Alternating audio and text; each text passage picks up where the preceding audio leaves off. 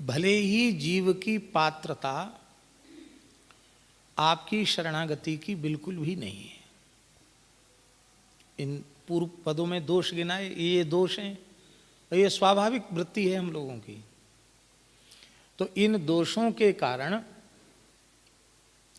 हम भगवत शरणागति के सर्वथा अयोग्य हैं।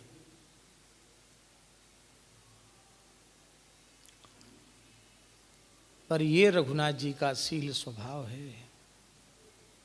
अरे भाई, योग्य को तो कोई भी अपना लेगा, अपात्र कुपात्र अयोग्य को अपनावे, इसमें विशेषता है।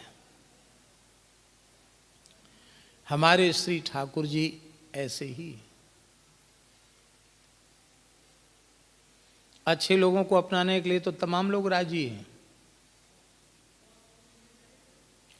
पर ये तो हमारे ठाकुर ही हैं ऐसे जो कहते हैं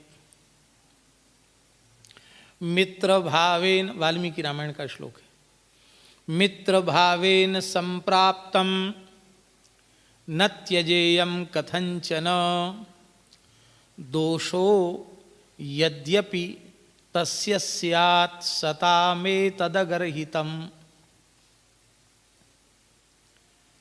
मित्र भाव से भी जो मेरी शरण में आया है, मेरे निकट आया है, कैसे भी आ गया बस मेरे सामने, तो उसका भी त्याग मेरे द्वारा नहीं किया जाना चाहिए।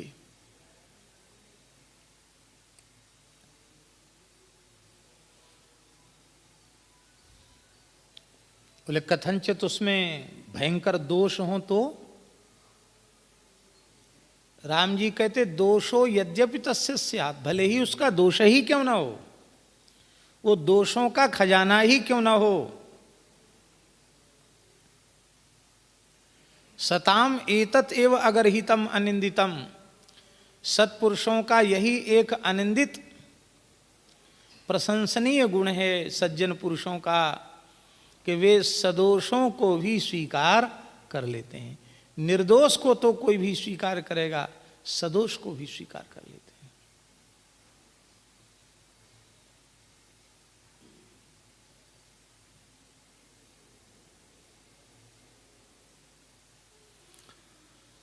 राम राम राम। भगवान यदि यह नियम बना देवें कि हम निर्दोषों को ही अपनावेंगे तो इनका दरबार खाली हो जाएगा, कोई नहीं आएगा, अकेले बैठे रहेंगे।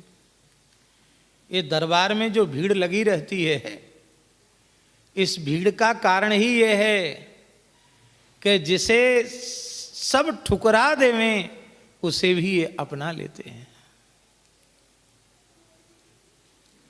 इन्हें अंगीकार करना ही आता है, इन्हें त्यागना तो आता ही नहीं है।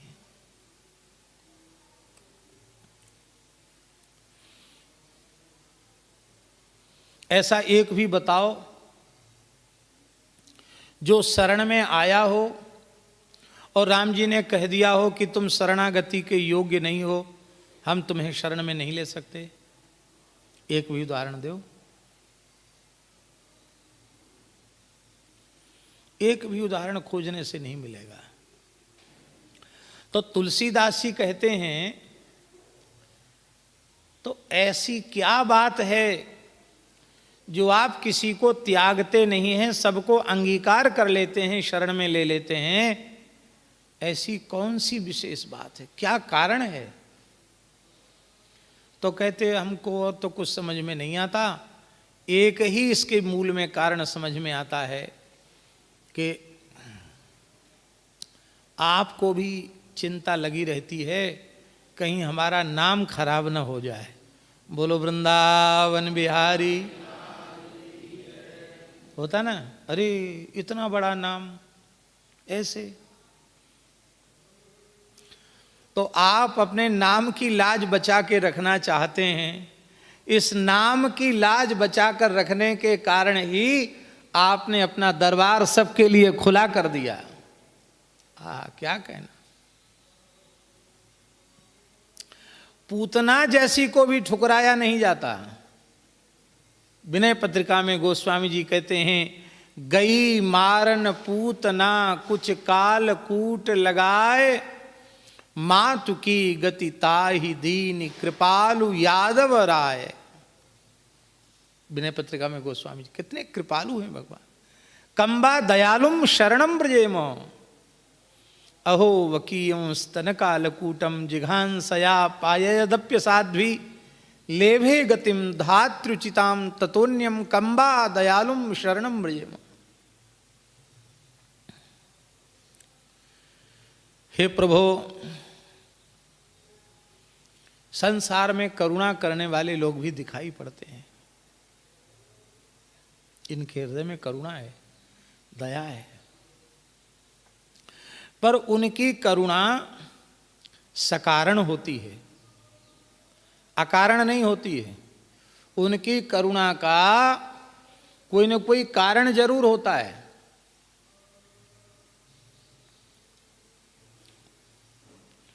आपका कोई खास नाते रिश्तेदार है, अब उसके ऊपर कोई भारी विपत्ति आ गई, संकट आ गया, अब वो बहुत दुखी है, विकल है, वो आपका आत्मीय है, तो आपको उसके प्रति करुणा जगेगी कि नहीं जगेगी? बोलिए। चाहे रिश्तेदार के हिसाब से जगे, चाहे टोला मोहल्ले के हिसाब से जगे, जाति बिरादरी के नाम पर जगे, अथवा पहले उसी व्यक्ति के द्वारा उस व्यक्ति का कोई विशेष हित हुआ था तो उस उपकार का बदला वो चुकाना चाहता है, अथवा इस भाव से, अथवा उस व्यक्ति से भविष्य में होने वाले स्वार्थ का चिंतन लगा हुआ है कि ये व्यक्ति इस समय तो संकट में है लेकिन है बहुत अच्छा आदमी, आगे यदि इस परिस्थिति में हमने इसकी सहायता कर दी तो आगे चलकर यह हमारे लिए बड़ा उपयोगी सिद्ध होगा। तो भविष्य का कोई अपने स्वार्थ का, अपने हित का विचार करके भी, लाभ का विचार करके भी लोगों के मन में दया, करुणा, कृपा का भाव जग जाता है। ये कृपा, करुणा, दया है तो अच्छी, पर ये सहेतुक है। कैसी है? ये सकारण है, ये अकारण नहीं है।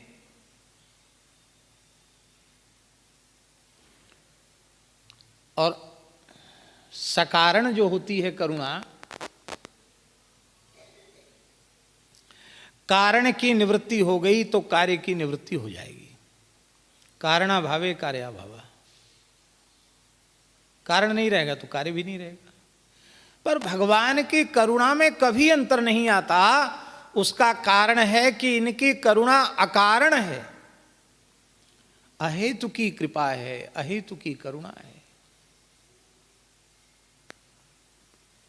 हम भगवान का क्या भला उपकार कर सकते हैं? हमें सामर्थ्य ही कितनी है जो हमारे किसी एहसान से भगवान दबे हुए हों और हम उससे छूटने के लिए हमारे ऊपर कृपा करना चाहते हों। पहले भी ऐसा कभी नहीं हुआ। उनका कोई काम अटका नहीं है जो हमारे बिना अटक गया हो। तो इस समय कृपा कर रहे हैं, उसमें भी कोई कारण नहीं है। आगे भी हम क्या उनके लिए उपयोगी सिद्ध होंगे? हम क्या कर सकते हैं उनका? जेहि सृष्टि उपाई त्रिविध बनाई, संग सहाय न दूजा, सो करिय अघारी, चिंत हमारी जानिय भगति न पूजा। उन्हें किसी के सहयोग की आवश्यकता है ही नहीं, फिर भी भगवान करुणा कर रहे हैं, कृपा कर रहे हैं। तो ये कौन सी कृपा कही जाएगी? अकारण कृपा, अहेतु की कृपा। इसलिए इस कृपा में कभी अंतर पड़ता नहीं है। आपकी करुणा, आपकी कृपा अकारण कृपा हो गई, इसकी अनुभूति कैसे हो? सामान्य कृपा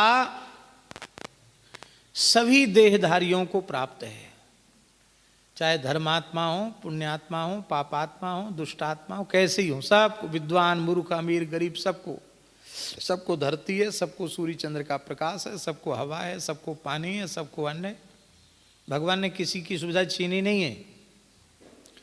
पर हमारे ऊपर भगवान की अकारण कृपा करुणा है, इसकी अनुभूति कैसे हो? यदि जीवन में कोई विशुद्ध अंतःकरण के प्रेमी अनुरागी संत मिल जाएं और उनका पवित्र दिव्य सत्संग मिल जाए, तो ये समझ लेना कि भगवान की अहेतु की कृपा करुणा हमारे ऊपर हो चुकी है। ऐसी करुणा न होती तो हमें सत्संग मिलता ही क्यों? भगवान ने हमारे कल्याण का संकल्प कर लिया है। अब आवश्यकता है भगवान के संकल्प के समादर की। ध्यान में आई बात? भगवान की कृपा में तो कसर नहीं है। कहाँ संसार में नरक में पड़े थे, भगवान ने कहाँ लाकर रख दिया। भगवान की कृपा में तो अंतर नहीं है, पर अपनी कृपा भी चाहिए, आत्म कृपा चाहिए। इसी को गीता में भगवान कहते हैं, आत्मैव ह्यात्मनो बंधु आत्मैव रिपुरात्मनः। यदि हम अपने आप को भगवान की ओर ले जा रहे हैं तो हम अपने आप के मित्र हैं, अपने पर कृपा कर रहे हैं, और यदि अपने आप को बुरी प्रवृत्तियों की ओर ले जा रहे हैं तो हम अपने आप के शत्रु हैं, हम अपना ही अनिष्ट कर रहे हैं। तो जब द्रवें दीन दयालु राघव साधु संगति पाइये, जेहि दरस परस समागमादिक पाप राशि नसाइये। हे भगवान,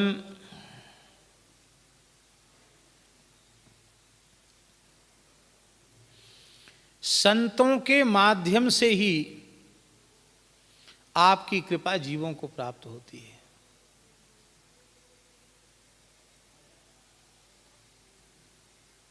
एक बड़ी मीठी बात है। श्री सूरदास जी ने क्या कहा? जाकी कृपा पंगु गिरि लंघे, अंधरे को सब कछु दरसाई, चरण कमल बंदो हरिराई। गूंगो, हाँ, बहिरो सुने, गूंग पुनि बोले, रंक चले सिर छत्र धराई। ये बात तो बिल्कुल सही है। पंगुम लंघे ते गिरिम, उनकी कृपा से पंगु भी पर्वत को लांघने में समर्थ हो जाता है। ये बात तो बिल्कुल सही है। पर दास के मन में एक बात आती है, कृपा से पंगु तो गिरि लंघता है, पर सच्ची बात है कि भगवान की कृपा पंगु ही है। भगवान की कृपा कैसी है? पंगु है। अन्यथा भाव मत ले लेना, हाँ, कि पंगु का मतलब हम कृपा को कमजोर बता रहे हैं, ऐसा नहीं समझना। मान लो हमारे पैरों में ऐसी सामर्थ्य न हो कि हम चल के यमुना जी जा सकें, श्री बिहारी जी, राधा वल्लभ जी जा सकें, तब हम क्या करेंगे?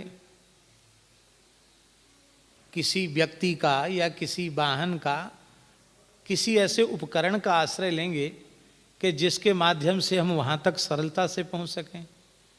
ठीक है? तो इस अंश में हम बोल रहे हैं कि ठाकुर जी की कृपा प्रवृत्त होती है किसी संत की सवारी करके। बोलो भक्तवत्सल भगवान की। संत सदगुरु पर कृपा सवार होकर के जाती है और उस जीव पर को निहाल करती है। संतों के बिना आज तक किसी भी जीव को भगवान की कृपा का अनुभव प्राप्त नहीं हुआ, नहीं हुआ, नहीं हुआ। हमारे ऊपर अपार कृपा है, इसकी अनुभूति तभी होती है जब जीव किसी संत के चरणों में अपना समर्पण कर देता है, तब पल पल पर, क्षण क्षण पर भगवान की कृपा का अनुभव होने लग जाता है।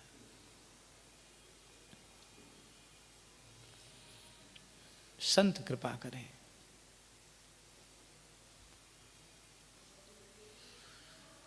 हरिशरणम। उदाहरण दे रहे हैं तुलसीदास जी महाराज इस पद में। अजामिल जैसे महापातकी के ऊपर कृपा हो गई। कैसे पहुंची भगवान की कृपा? संतों के कंधे पर चढ़कर कृपा पहुंच गई। संतों के कंधे पर चढ़कर कृपा पहुंच गई।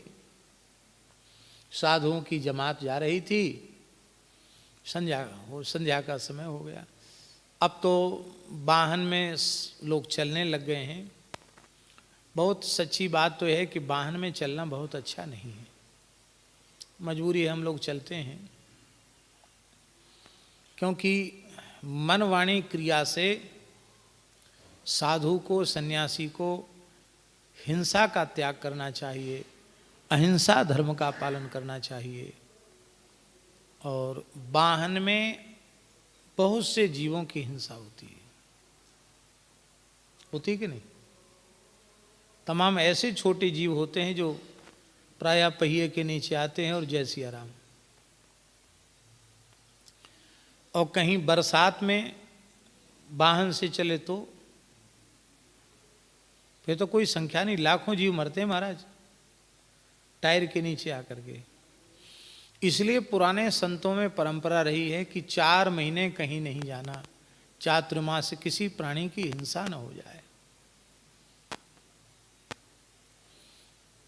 साधु चले धीरे धीरे चिटिया बचाए के, एक कोई पद है, क्या है पूरा पद, क्या है?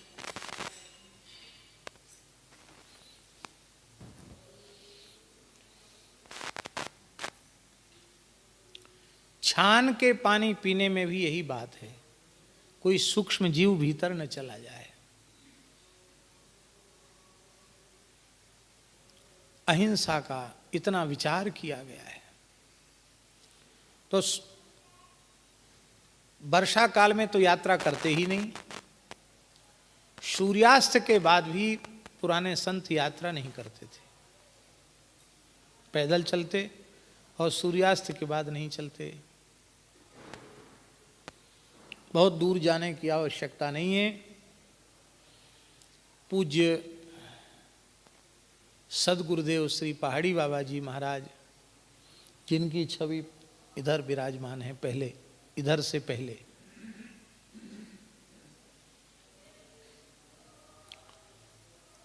पूरे भारतवर्ष का पैदल भ्रमण किया उन्होंने। भारतवर्ष ही नहीं, उस समय तो भारत अखंड था, पाकिस्तान बांग्लादेश कुछ था ही नहीं। मानसरोवर तक भारत ही था।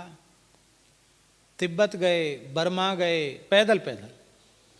कैलाश मानसरोवर गए, अफगानिस्तान तक पैदल गए।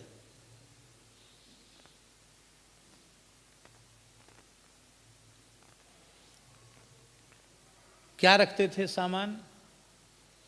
एक लंगोटी, एक कमंडल, एक कांधे पर कमरिया, न जूता, न छाता, न चप्पल, न खड़ाऊं, नंगे पैर।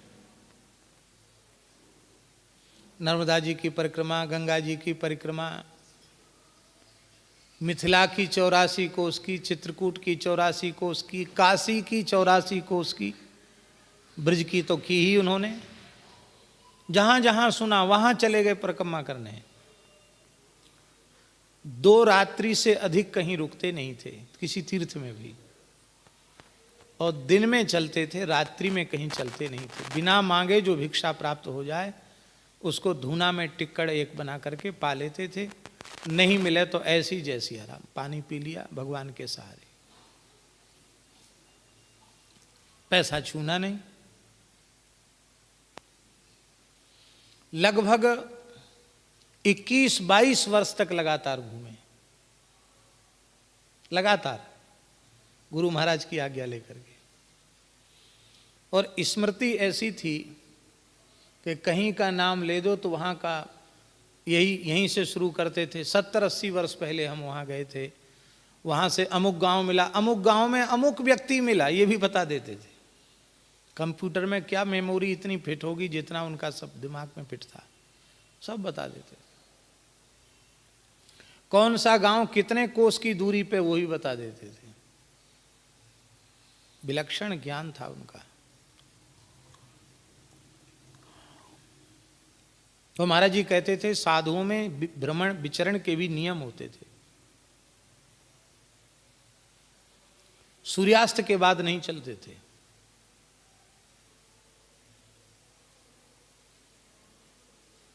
और विचरण में ऐसी ऐसी विचित्र घटनाएं घटी कि आपको सुनकर आश्चर्य होगा।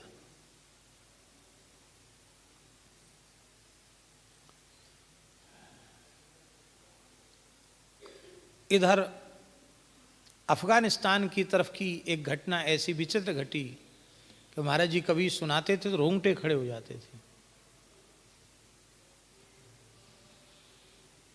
बोले हम लोग उधर 4-5 त्यागी महात्मा थे और बस जा रहे थे पहाड़।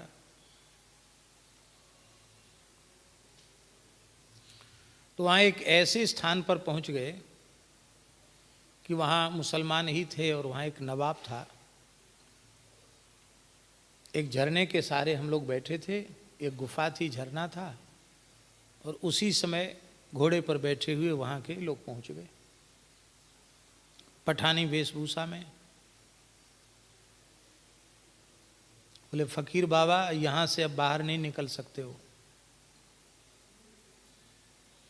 हमारे सरदार नवाब साहब आ रहे हैं, या तो उनको ठीक करो नहीं तो यहाँ से बाहर नहीं निकल सकते।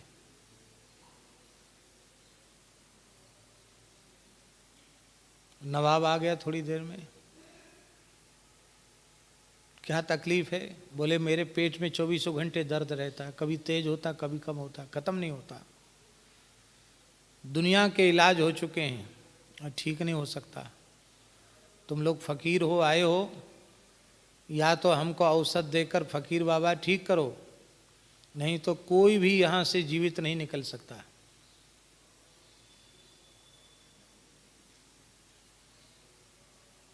अब हम लोग तो सब परेशान। बोले आप इस क्षेत्र से बाहर निकल नहीं सकते।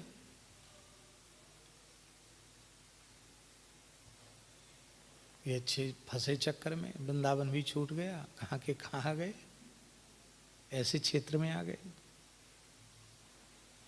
रात्रि को साधु सब विचार कर रहे थे धुना चिता के, भैया क्या किया जाए, कैसे चंगुल से छूटे। अरे बोले कुछ तो कुछ दवाई देनी पड़ेगी। बोले ठीक है, कल तुम लोग सवेरे आना, कोई विचार करेंगे, हम लोग कोई दवाई देंगे। एक खाली शीशी थी, उसमें जो है लघुशंका कर दी, दवाई तो कोई थी नहीं।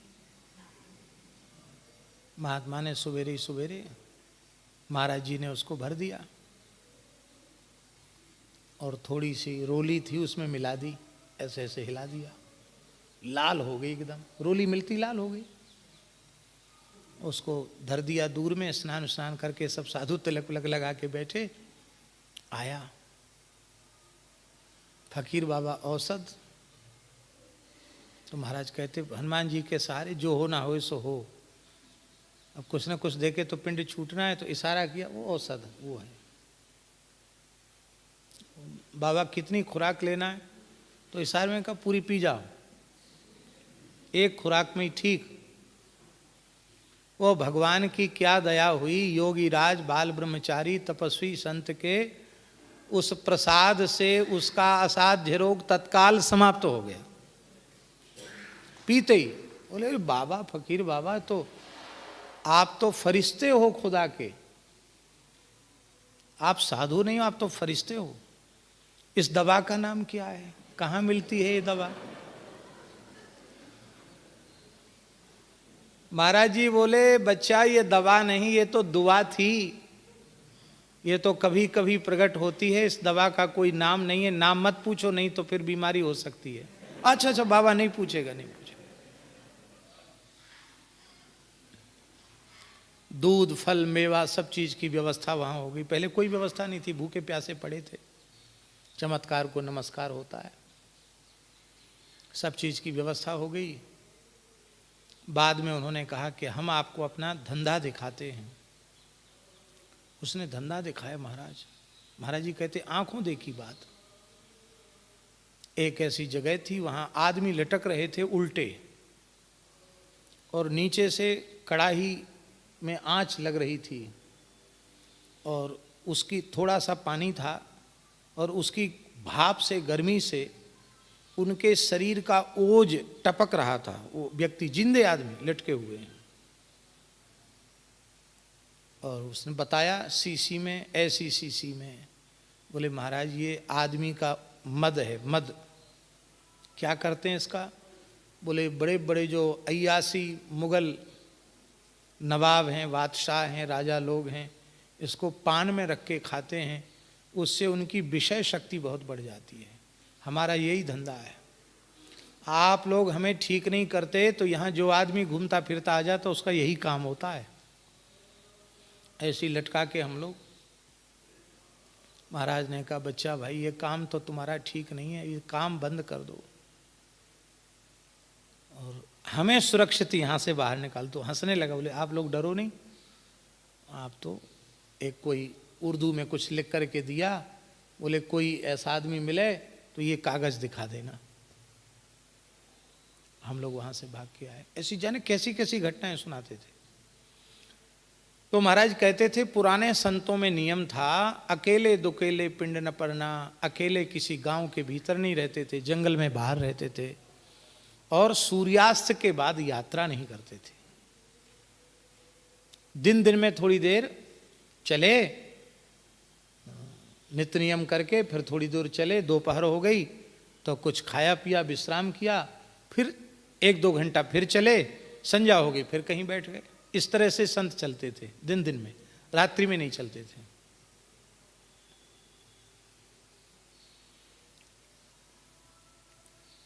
ऐसे ही संतों की जमात चलते फिरते सौभाग्य से उस जंगल में आ गई जिस जंगल में अजामिल रहता था। अब सूर्यास्त हो गया, कहाँ जाएं साधु? तो साधुओं ने पूछा कि यहाँ रात्रि विश्राम हम करना चाहते हैं, कोई मठ मंदिर, कोई स्थान, अथवा कोई प्रेमी भक्त उनका कोई ऐसा घर है, आश्रय है जहाँ हम लोग रह सकें, जंगल है। उन जंगली लोगों ने कहा कि हाँ हाँ यहाँ बड़े ऊंचे उच्च कोटि के भक्त रहते हैं, उनका नाम है अजामिल जी, उनके यहाँ चले जाओ, बहुत बढ़िया सेवा करेंगे। इसके 2 भाव हैं, या तो उन्होंने व्यंग किया कि जाओ तुम्हारा लोटा लगोटा कमंडल भी छीन लेंगे, पिटाई ऊपर से करेंगे, ऐसे अजामिल जी हैं, बहुत माल खाए हो, सब पता चल जाएगा तुमको। या तो ऐसा समझो कि काऊ दुष्ट ने पठाए साधु, अथवा ये समझो कि वे जंगल के चोरी डकैती करके निर्वाह करने वाले हिंसाजीवी कोल भील, वो समझते थे कि अजामिल ब्राह्मण कुल में पैदा हुआ, तो हम लोग तो कोल भील हैं, ये कम से कम ब्राह्मण तो है ही है, कुछ ना कुछ तो समझेगा कि साधुओं को कैसे रखा जाता है। अथवा ऐसा कहो कि सद्भाव से ही भेज दिया।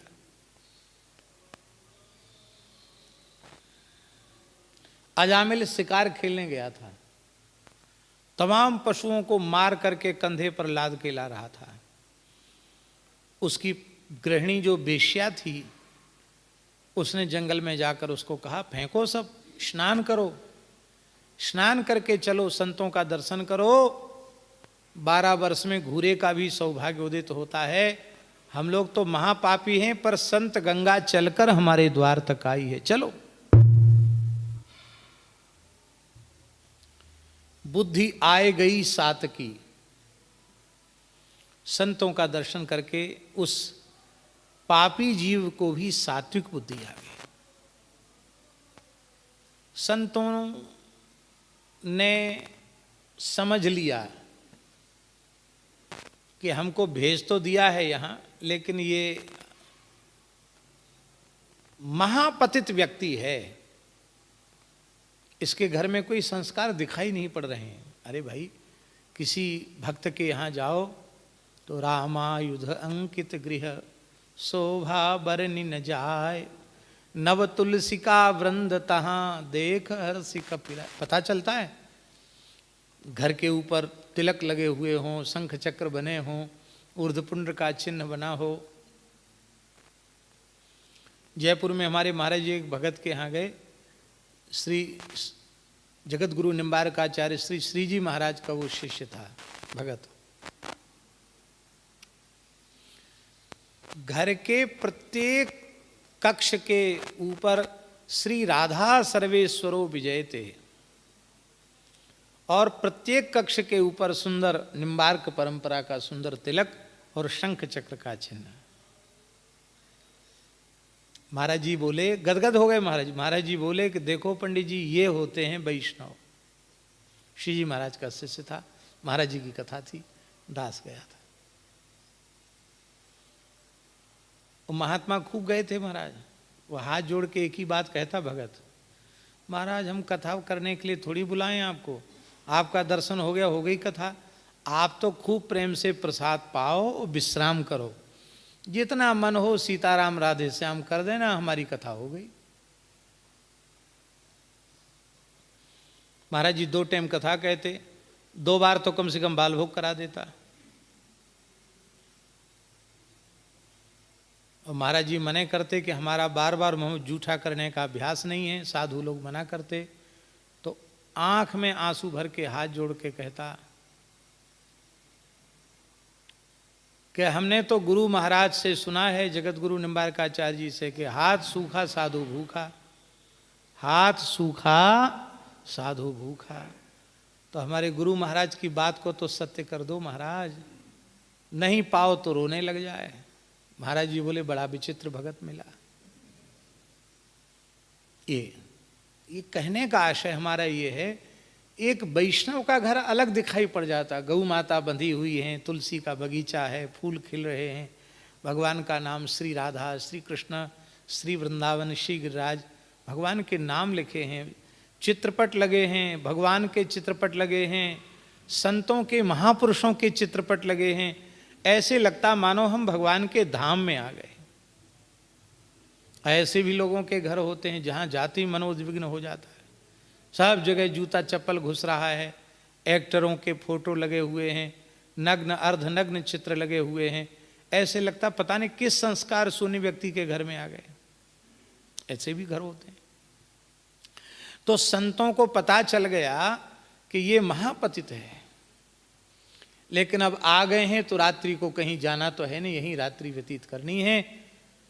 इसने प्रणाम किया, और जब प्रणाम किया तो आपने संतों ने पूछा आपका शुभ नाम।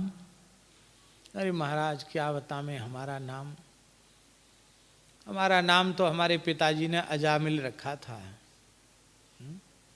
इसलिए प्रियादास जी ने लिखा है, धर्यो पितु मातु नाम अजामिल सांचो भयो। माता पिता ने नाम धरा था, वो सच्चा हो गया। अजा माने माया, मिल माने मिला हुआ, माया में मिला हुआ, अजामिल हो गया। पर संतों की सामर्थ्य है, जो अजा माया से मिला हुआ था, संतों ने कृपा करके उसे भी माया से अमिल कर दिया। अजा अमिल, सवर्ण दीर्घ हो गया, अजा अमिल। पहले अजा मिल था, पर अब अजा से अमिल माने अजा माया से मुक्त हो गया। अजामिल ने, बहुत ध्यान से सुने ये प्रकरण, क्योंकि तुलसीदास जी इस पद में इसको कहने वाले हैं।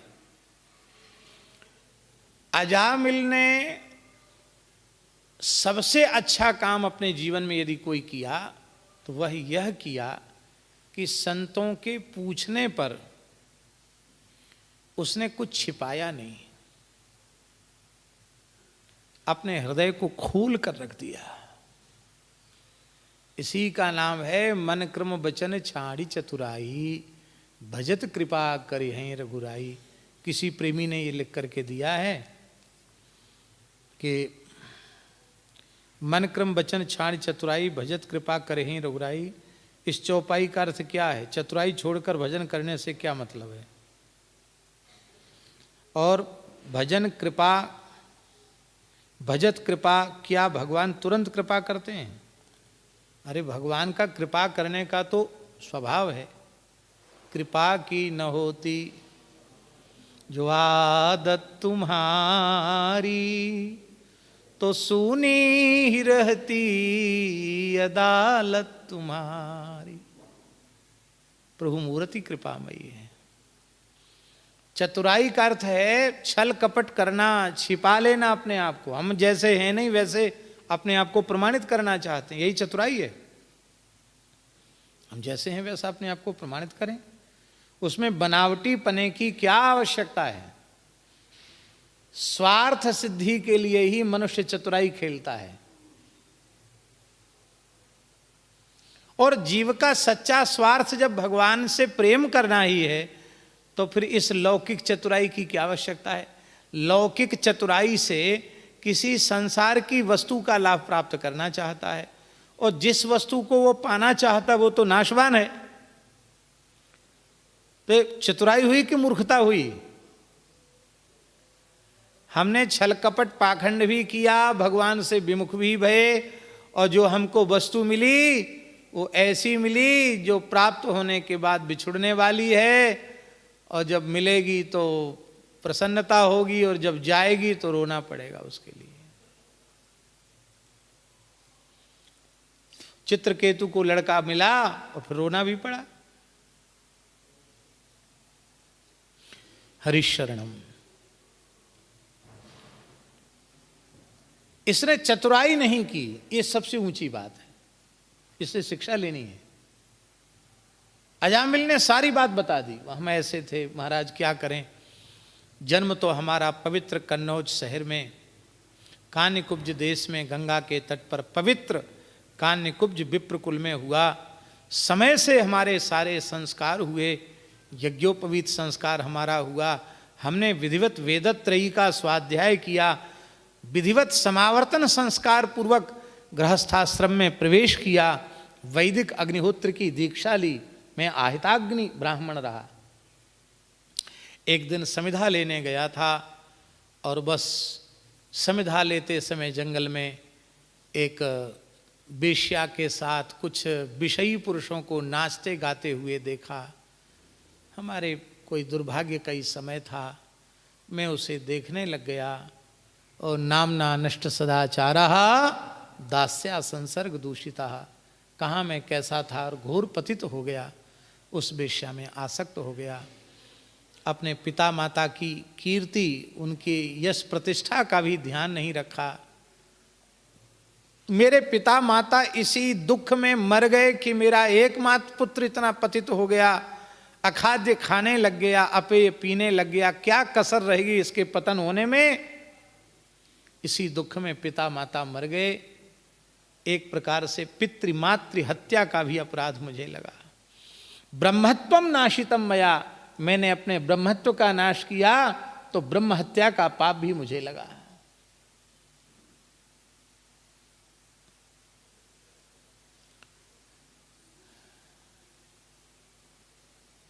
स्त्री की हत्या, बहुत ध्यान से सुने, पुराणों में लिखा है ब्रह्म हत्या से जितना पाप होता है उसका 10 गुना पाप स्त्री की हत्या करने पर होता है। नारी की हत्या नहीं करनी चाहिए, चाहे जैसा अपराध हो। स्त्री पर प्रहार नहीं करना चाहिए, स्त्री पर हाथ नहीं उठाना चाहिए।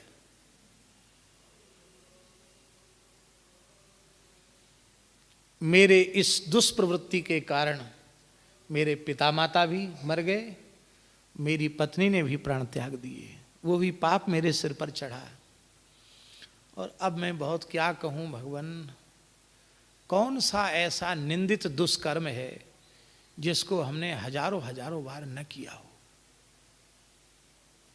और अब तो स्थिति ये है कि बस किसी जमाने में मैं ब्राह्मण रहा, अब तो मेरा ब्रह्मत्व भी नष्ट हो गया।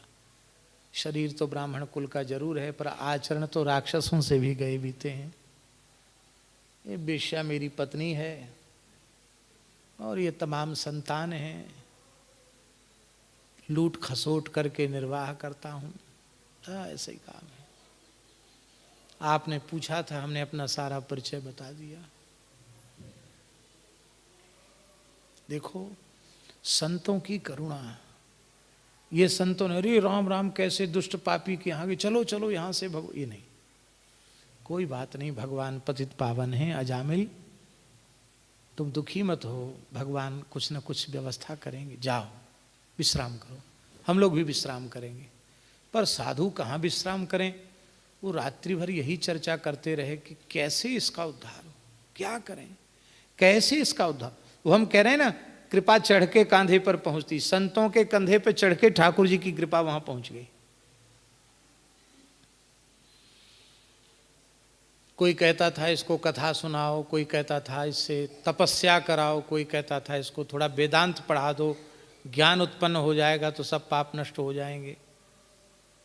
लेकिन अंत में सब इसी निर्णय पर पहुंचे कि किसी साधन के योग्य यह नहीं है।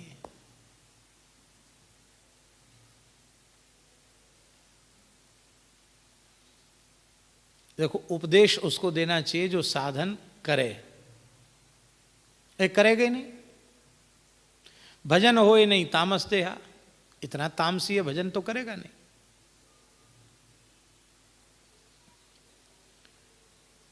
उपदेश देने का मन इसलिए नहीं होता है, लोग पूछते तो हैं कि महाराज जी कोई आज्ञा दीजिए हम कुछ करें, लेकिन इसके बाद वो करते नहीं है, खाली समय खराब करते हैं, अब कुछ नहीं करते हैं। एक सज्जन दिल्ली में हमसे बोले, एक कोई बात हमको ऐसी कह दी जिसको हम कर सकें। तो हमने कहा ठीक है, आधा घंटा सत्संग और आधा घंटा कीर्तन, 1 घंटा समय अपने घर के ठाकुर जी के सामने, आधा घंटा कीर्तन, आधा घंटा किसी भी ग्रंथ को एक व्यक्ति पढ़े, सब सुने। इतना सुनते ही वो ऐसे हो गए जैसे पता नहीं क्या उन पे विपत्ति आ गई हो।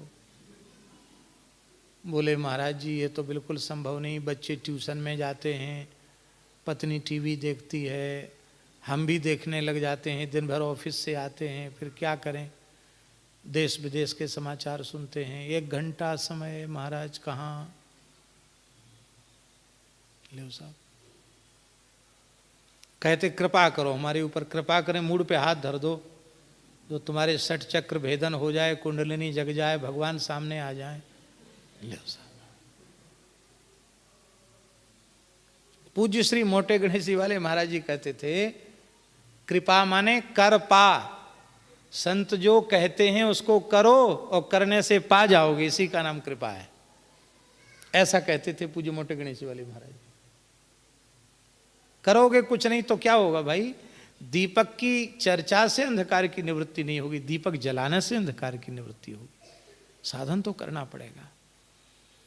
संतों ने कहा इसको उपदेश देंगे तो ये तो मानेगा ही नहीं, ये करेगा नहीं।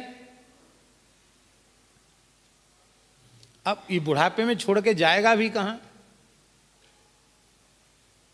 अंत में पूरी रात चिंतन करते करते, विचार करते करते संत इस निर्णय पर पहुंचे कि अब तो इसके उद्धार का एकमात्र साधन है, किसी भी पद्धति से ये भगवान का नाम लेने लग जाए।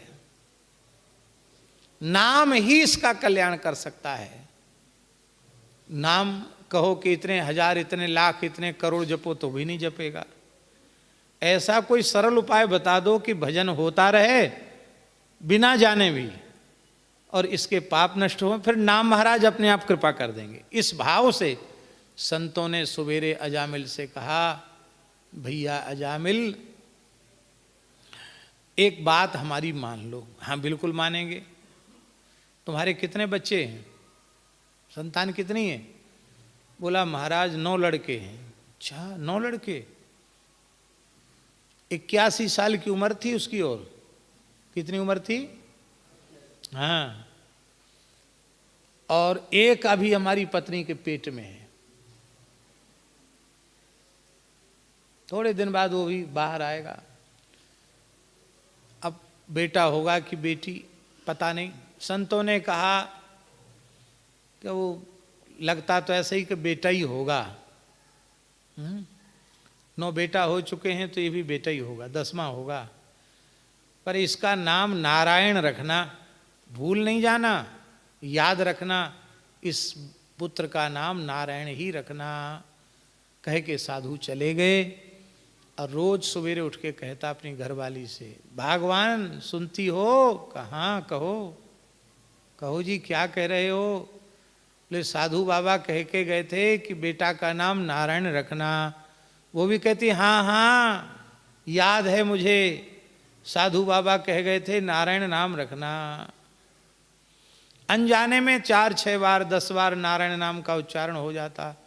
और जब बालक का जन्म हुआ तो बुढ़ापे की संतान, आखिरी संतान बड़ी प्यारी, कहीं कहीं कहते पिट पहुंचा, पेट पहुंच के बाहर आया, अब कोई दूसरा होना नहीं। तो पिट पहुंचा जो संतान होती है उससे ज़्यादा प्रेम होता है। तो दिन भर नारायण नारायण कहते। इसी बीच में मौत आ गई, जमदूत दिखाई पड़ने लग गए। ये नारायण नाम का बालक केवल 5 वर्ष का ही था और मौत आ गई। भयंकर यमदूत दिखने लगे। जीवन में किए हुए भयंकर पाप कर्मों के भयंकर परिणाम नेत्रों के सामने आने लग गए। व्याकुल हो गया, मलमूत्र कर दिया इसने अपने वस्त्रों में, डर के मारे।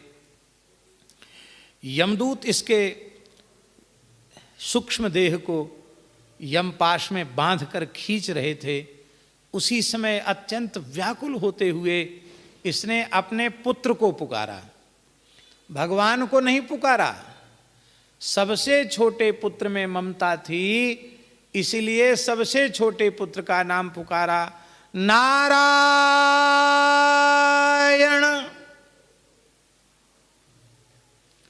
वो नारा कह पाया, यण नहीं कह पाया। उसके पहले भगवान के 4-4 भुजा वाले पार्षद प्रकट हो गए। तुरंत पास काट दिया उन्होंने।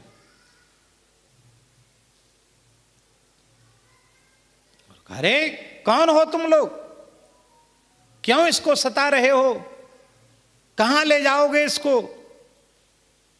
बोले महाराज हम लोग यमदूत हैं, धर्मराज के दूत हैं, यमलोक ले जाएंगे।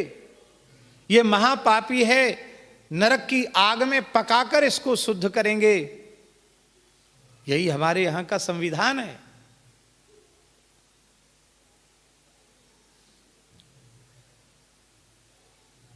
भगवान के पार्षदों ने कहा कि तुम अपने आप को धर्मराज का दूत बतला रहे हो, तो धर्मस्य लक्षणम ब्रूत, धर्म का लक्षण सुनाओ। क्या है धर्म का लक्षण? धर्म कहते किसको हैं? बड़ी सुंदर परिभाषा यमदूतों ने दी। वे कहते हैं वेद प्रणिहितो धर्मो यधर्मस्तद विपर्ययः वेदो नारायण साक्षात् स्वयंभूरिति शुश्रुम।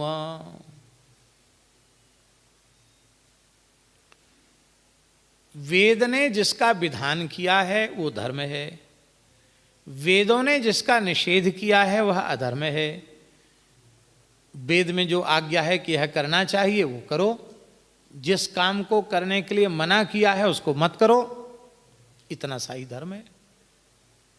वेद साक्षात नारायण है। हम जो कुछ पाप पुण्य करते हैं उसके 13 गवाह हैं, सबकी गवाही हम लोक में होती है। सारे पाप गिनाए, ऐसा किया इसने, ऐसा किया इसने, ऐसा किया, ये महापापी है। भगवान के पार्षदों ने कहा बड़े दुख की बात है, अधर्म स्पृशते सभाम, धर्मराज की सभा में अधर्म घुस गया है। तुमको धर्म का लक्षण मालूम नहीं है, आज भी तुम इसे पापी बतला रहे हो। ये पापी था अवश्य, लेकिन अब यह पापी नहीं है। यमदूतों ने कहा इसने अपने पापों का प्रायश्चित कब कर लिया? भगवान के पार्षद कह रहे हैं अयं हि कृत निर्वेशो जन्म कोट्यं हसामपि यद व्याजहार विवसो नाम स्वस्त्ययनम हरे। एक जन्म की क्या चले, इसने अपने करोड़ों जन्मों के पापों का प्रायश्चित कर लिया, जो आर्त स्वर से नारायण नाम का उच्चारण कर लिया।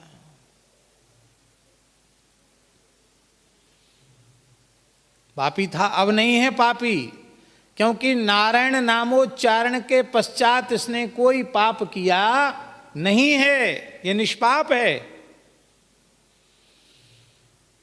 जब दूतों ने कहा महाराज आप लोग बड़े भोले हो, इसने भगवान को कब पुकारा, इसने तो अपने पुत्र के बहाने से नारायण नाम का उच्चारण किया।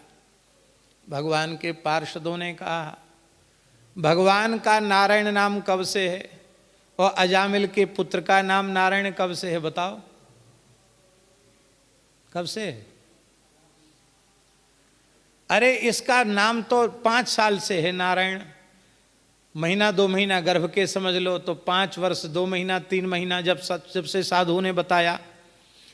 लेकिन नारायण का नारायण नाम तो सनातन काल से है। तो जिसका नाम सदा सर्वदा से नारायण है और सदा सर्वदा रहेगा वही नारायण हो सकता है। अजामिल के पुत्र में नारायण शब्द का अर्थ भी घटित नहीं हो सकता, क्योंकि नार माने होता है जीव समूह और अयन माने होता है घर आश्रय।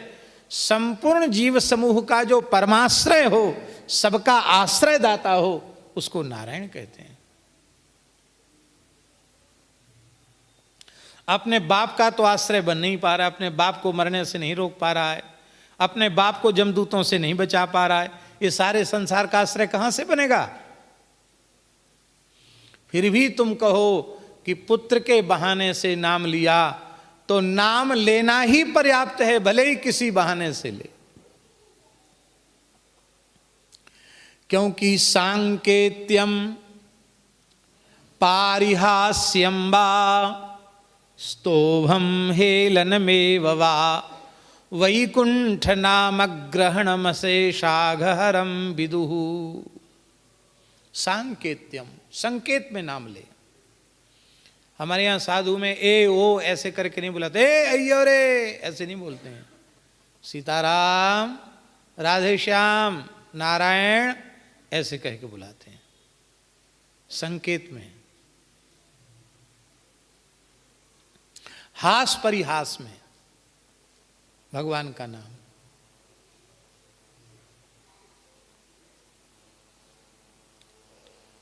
जनकपुर में, जनकपुर धाम में श्री बिहार कुंड वाले बड़े महाराज जी बड़े उच्च कोटि के रसिक महापुरुष थे। और इधर मिथिला में ही बेनीपट्टी वाले महाराज जी भी बड़े रसिक महापुरुष थे। वो गौड़ीय संप्रदाय के थे, वो रामानंद संप्रदाय के थे। दोनों में बड़ा प्रेम था, संतों में प्रेम रहता ही है। तो बिहार कुंड वाले महाराज जी, मिथिला वाले महाराज जी बेनीपट्टी आए। हम बेनीपट्टी भी हुआ है, बड़ा दिव्य स्थान है, बड़ी साधु सेवा होती थी वहाँ। तो ये परिहास वाली बात बता रहे हैं।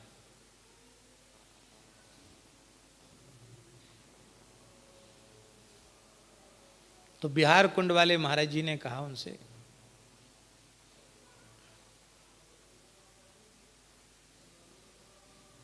गुरु भाई जय सिया राम। क्या कहा? जय सिया राम। बोले गुरु भाई दंडौत प्रणाम, जय राधे श्याम। अब देखो ऐसा नहीं कि उनको सीताराम राधे श्याम में अंतर, विनोद है संतों का। तो बिहार कुंड वाले महाराज जी बोले, अरे क्या मिथिला की पवित्र किशोरी जी की भूमि में जन्म लेकर क्या तुम चोर के भगत बन गए?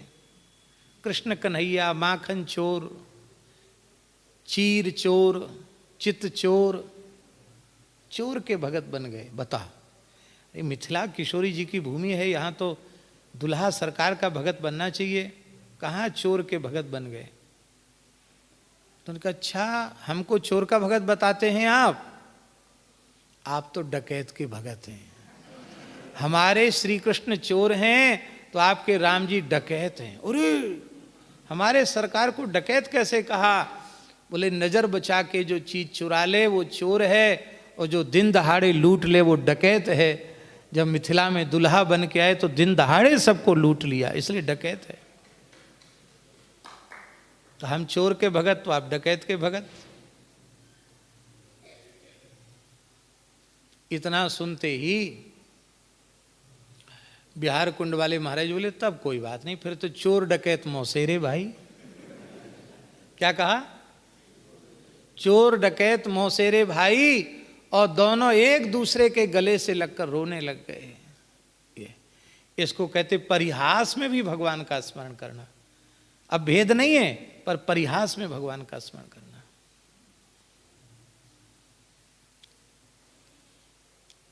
एक गांव था बुंदेलखंड का, वृषभानुपुरा।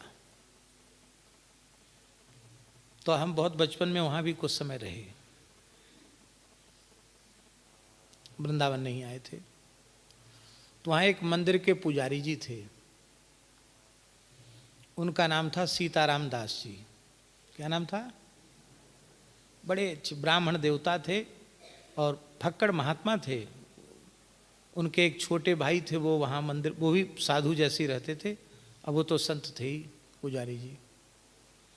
बड़ा सुंदर तिलक लगाते थे और बढ़िया सफ़ेद दाढ़ी, बढ़िया सुंदर श्वेत केस और सुंदर रामानंदी तिलक, खूब तुलसी का माला वगैरह भी खूब पहनते थे। और यहाँ लिखते थे सीता, इधर लिखते थे राम। तिलक के इधर सीता लिखते थे दाहिनी तरफ, इधर राम लिखते थे वो। तो उनकी चिढ़ थी। उनसे कहो पुजारी महाराज बब्बा राधे श्याम, तो वो सीताराम सीताराम कह के डंडा लेके बच्चों को मारने दौड़ते थे। तो अब उनमें कोई भेद नहीं था, पर बच्चे किसी तरह से भगवान का नाम लेवे तो हम लोग छोटे छोटे बच्चे कहते पुजारी जी राधे श्याम, बब्बा राधे श्याम, और डंडा लेके दौड़ते सीताराम बोलो सीताराम।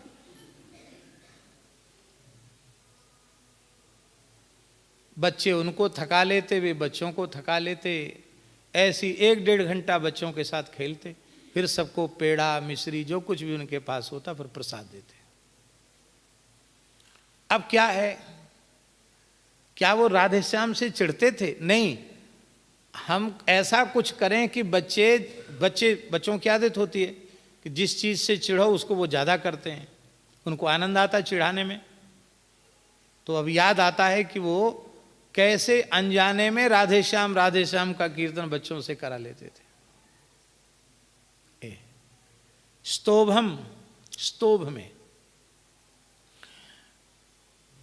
स्तोभ उस अंश को कहते हैं वेद में जिसका उच्चारण तो किया जाता है पर उसका अर्थ नहीं होता है। जैसे सामवेद के गान में, साम गान में हा हुआ हुआ ऐसे कुछ शब्द बोलते हैं वो गायन में। अब उनका अर्थ नहीं है पर वो उनका उच्चारण आवश्यक है। अर्थ करते समय उनका अर्थ नहीं किया जाएगा, अर्थ तो जो शब्द प्रत्यक्ष उनका किया जाएगा। ऐसे ही बहुत से लोग स्तोभ में भगवान के नाम का प्रयोग कर देते हैं। अब जंगली लोग गीत गा रहे हैं, लोग गीत गा रहे हैं, वो एक तारा पर हरी हरी हरी हरी हरी हो हरी हरी हरी हरी हरी। अब वो तार के स्वर में हरी हरी हरी हरी हो हरी हरी गा रहे हैं लोकगीत, पर आगे पीछे हरी हो हरी हरी हो हरी हरी हरी, रामा हो रामा रामा रामा हो रामा। अब वो रामा और हरि का उस पद के साथ कोई लेना देना नहीं है। पाद पूर्ति के लिए समझो अथवा गाने में कुछ स्वर मिलाने के लिए समझो, अनजाने में वे कर रहे हैं तो भी उनको भगवान की कृपा प्राप्त हो रही है, उनके पाप नष्ट हो रहे हैं। अवहेलना में नाम ले, तिरस्कार में नाम ले। दुष्ट लोग होते हैं तिरस्कार में नाम ले लेते हैं। भगवान का अपमान करना है, गाली बकना है तो नाम तो लेंगे। जैसे शिशुपाल ने तिरस्कार में ही तो नाम लिया। वैकुंठ नाम ग्रहणम, भगवान के नाम का उच्चारण करना, अशेष आघारम विदु, सारे पाप नष्ट करने वाला होता है।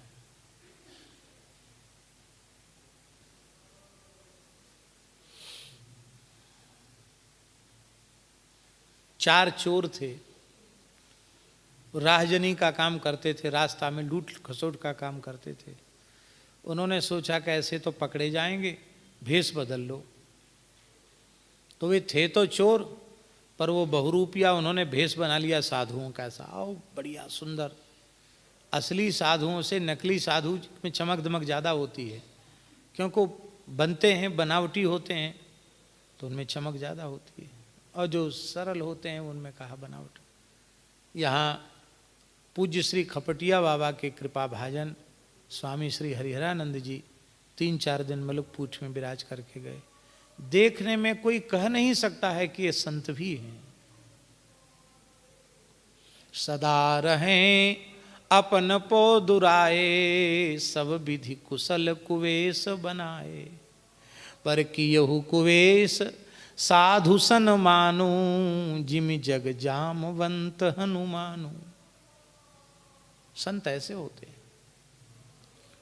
बनावटीपन उनमें नहीं होता है।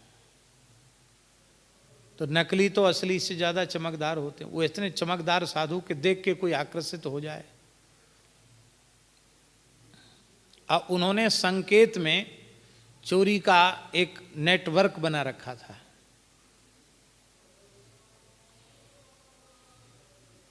कोई व्यक्ति आया और दिखा कि हाँ ये कुछ मालदार दिखता है, तो उसमें एक बहुरूपिया कहता, जो साधु के जैसा भेष बना रखा था, वो कहता नारायण। तो उनको सुनाई पड़ जाता उन चोरों को कि हाँ कोई नारायण माने आ रहा है, आयन आ रहा है, मतलब वो संकेत में उनका आशय नारायण शब्द से था कि कोई मालदार आदमी आ रहा है। तो तुरंत दूसरा व्यक्ति दौड़ के उसके निकट पहुंच जाता है। तो उस समय चांदी के सिक्के चलते थे, और कमर में एक बसनी होती थी, उसमें पैसा डाल के पुराने लोग चलते थे। तो उसकी नज़र पड़ जाती थी चोर की कि इसके है कुछ माल पानी है पास में। तो दूसरा बहुरूपिया कहता था दामोदर। दाम माने रुपया, उदर माने पेट में बंधे हुए हैं, माने पैसा वाला है, पैसा है इसके पास। तीसरा कहता था वासुदेव। वासुदेव माने बांस मारो, आगे चला जाएगा तो हाथ से छूट जाएगा।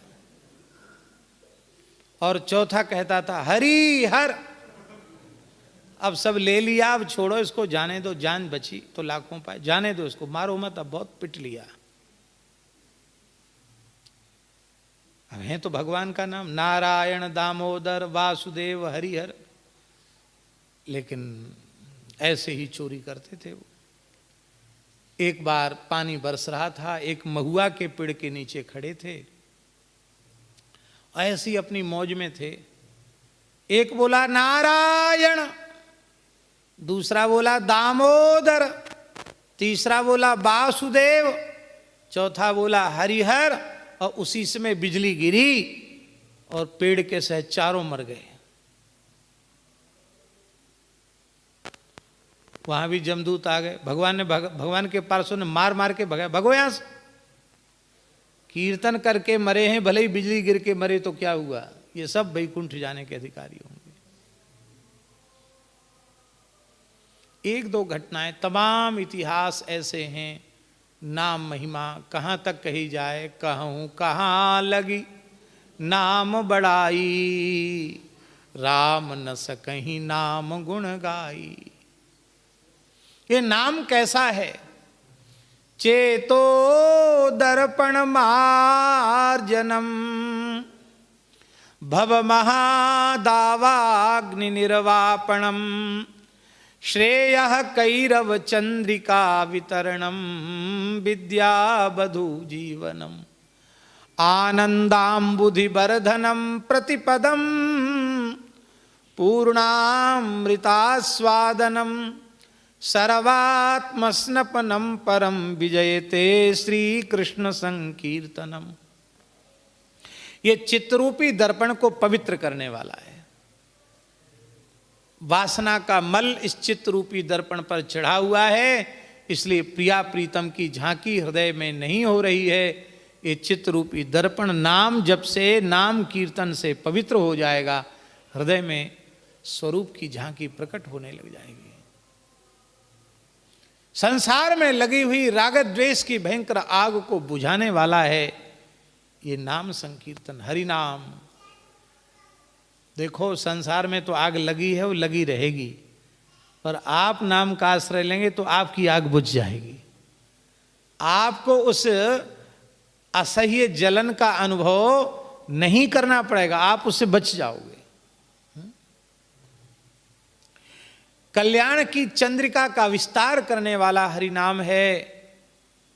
विद्या रूपी बधू का तो जीवन नाम है। 4 वेद, 6 शास्त्र, 18 पुराण, उपपुराण, 14 विद्याएं, सभी भाषाएं, उनका कोई मर्मज्ञ विद्वान हो जाए, चूड़ांत विद्वान हो जाए, लेकिन यदि श्री राम नाम में, श्री कृष्ण नाम में, श्री हरि नाम में उसकी प्रीति नहीं हुई, भजन नहीं करता है, तो उसकी विद्या रूपी बधू विधवा है, सधवा नहीं है, क्योंकि विद्या वधू जीवनम। इसलिए तो संतवाणी में नानक जी ने कहा, नाम लिया जिन सब लिया सकल शास्त्र का भेद, बिना नाम नरके गया पढ़ी पढ़ी चारों वेद। अंत में भजन की नाम जप के मार्ग पर तो आना ही पड़ेगा।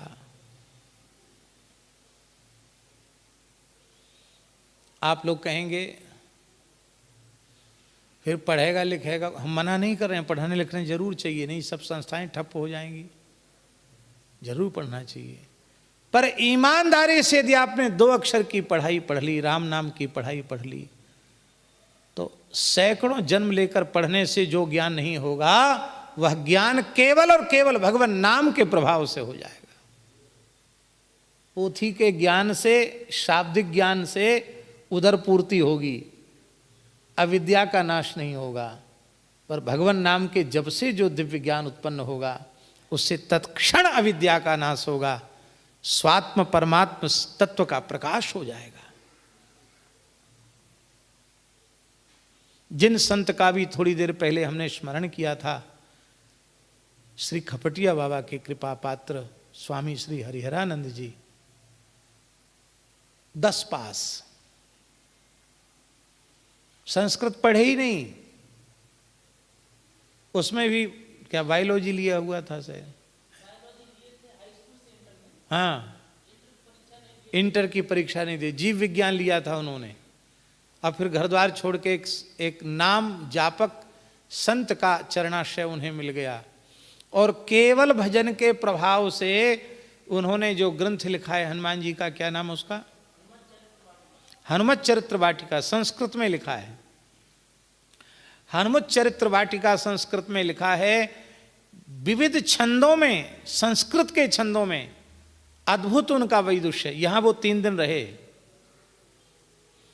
और अभी उन्होंने दासबोध, मन प्रबोध है, मनोबोध, समर्थ स्वामी रामदास जी की वाणी के ऊपर, उसको भी संस्कृत में अनुवादित किया है, मनोबोध करके आपके द्वारा वो ग्रंथ हमारे पास तक आया।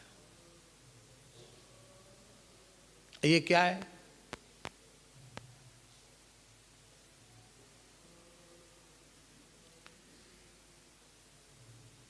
जनकपुर धाम में जानकी महल के पुजारी जी, उनकी तो और विचित्र घटना है। स्कूल का मुख नहीं देखा था, एक क्लास भी, एक कक्षा में भी नहीं पढ़े, और पूजा करते करते, नाम जपते जपते श्री किशोरी जी की कृपा हुई, सिद्ध सहचरी भाव प्राप्त हुआ, और उन्होंने श्री जानकी चरितामृतम लिखा। इतना मोटा ग्रंथ है महाराज जी संस्कृत का। श्री कृपात्री जी महाराज ने उसमें अपना आशीर्वाद लिखा है। उस समय के बड़े बड़े महापुरुषों ने, विलक्षण चमत्कृति की बात। अरे सब कुछ नाम में ही तो है।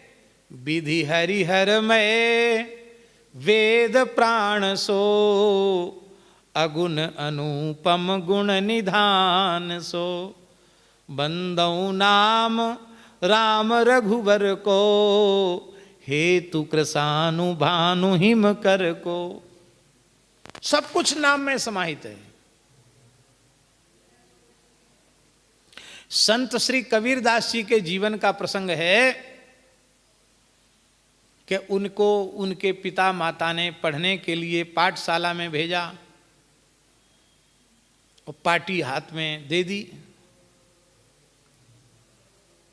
कहा लिखो खड़िया से। उस समय मुगलों का काल भी था और वो मुगल शिक्षा वाला ही विद्यालय था, तो उर्दू पढ़ाई जाती थी।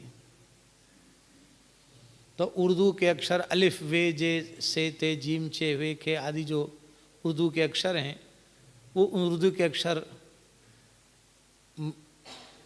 अध्यापक ने लिख दिए और कहा कि इनका अभ्यास करो।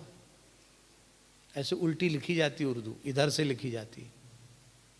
हमारे महाराज जी तो बहुत फॉरवर्ड उर्दू लिखते थे।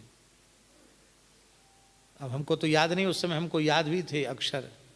अलिफ क्या है, वे क्या है, जे से थे जीम चे वे खे डाल ज्वाल जाने क्या क्या, ये सब अक्षर होते हैं उर्दू के। क्योंकि महाराज जी उस जमाने में 4 दर्जा पहले उर्दू पढ़े थे। एक रामजी लाल श्रीवास्तव करके आते थे, एक बुजुर्ग, वो भी उर्दू पुराने पढ़े हुए थे। तो उनसे महाराज जी उर्दू में ही बात करते थे। एकदम ऐसे लगता था कि आइए जनाब तशरीफ पेश कीजिए।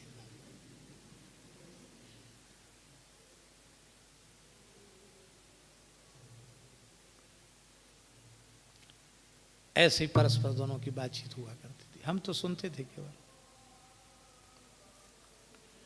तो कबीरदास जी के लिए वही लिखा गया, उन्होंने लिखा ही नहीं। ऐसे जो अध्यापक ने जो लिखे थे अक्षर, वही लिखे के लिखे रह गए, उन्होंने अभ्यास ही नहीं किया। तो छड़ी लेके आया, ले क्या करता है, लिख।